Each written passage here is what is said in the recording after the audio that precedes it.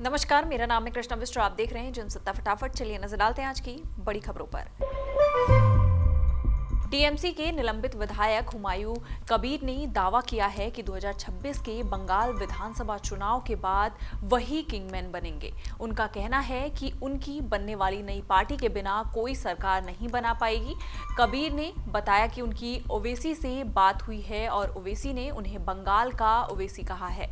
उनका अनुमान है कि ना टीएमसी और ना बीजेपी कोई भी पार्टी बहुमत के 148 सीटों तक नहीं पहुंच पाएंगी।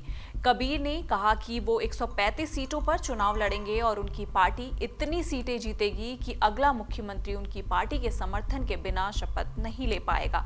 उनकी नई पार्टी का ऐलान 22 दिसंबर को हो सकता है।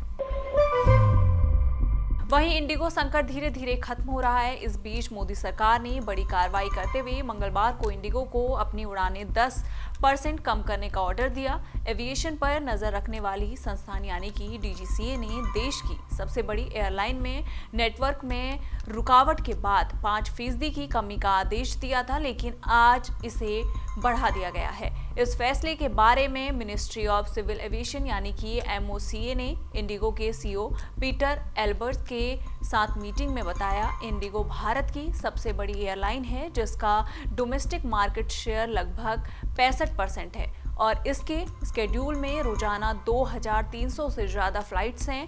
इसमें से लगभग 2150 डोमेस्टिक फ्लाइट्स हैं। डोमेस्टिक फ्लाइट में 10% की कटौती का मतलब होगा कि एयरलाइन की रोजाना स्केड्यूल की गई डोमेस्टिक फ्लाइट 1950 से कम हो जाएगी।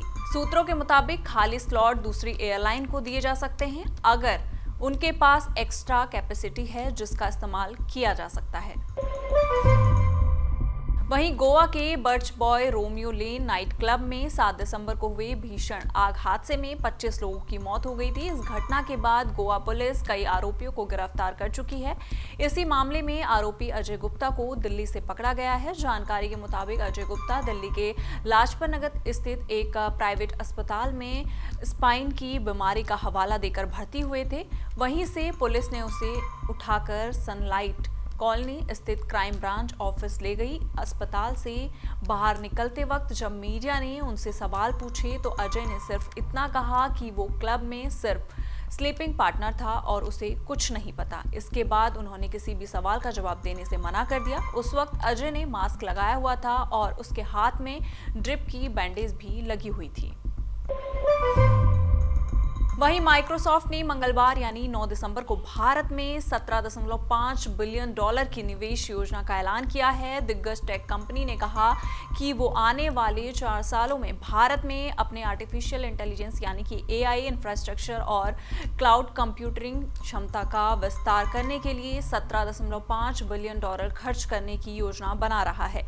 ये निवेश एशिया में उनका अब तक का सबसे बड़ा निवेश है और ये उस $3 बिलियन के अतिरिक्त है जिसकी घोषणा कंपनी ने इस साल की शुरुआत में की थी। माइक्रोसॉफ्ट ने स्पष्ट किया है कि वो साल 2026 के आखिर तक उस राशि को खर्च करने की दिशा में आगे बढ़ रहा है।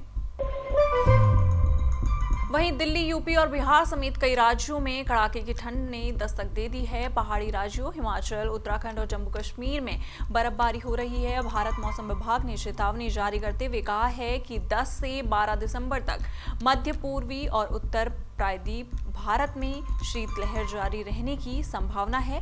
वहीं 10 दिसंबर से पश्चिम भारत से सटे उत्तर पश्चिमी क्षेत्रों में ठंड और बढ़ेगी जिसका प्रभाव 12 दिसंबर तक रहेगा। आईएमडी के अनुसार 9 से 13 दिसंबर के बीच असम और मणिपुर के अलग अलग इलाकों में और 9-10 दिसंबर को पूर्वी उत्तर प्रदेश और उड़ीसा में सुबह के समय घना कोहरा छा सकता है। राहत के लिए 13 दिसंबर से पश्चिमी हिमालय क्षेत्रों में कहीं कहीं हल्की बारिश बर्फबारी की संभावना भी जताई गई है।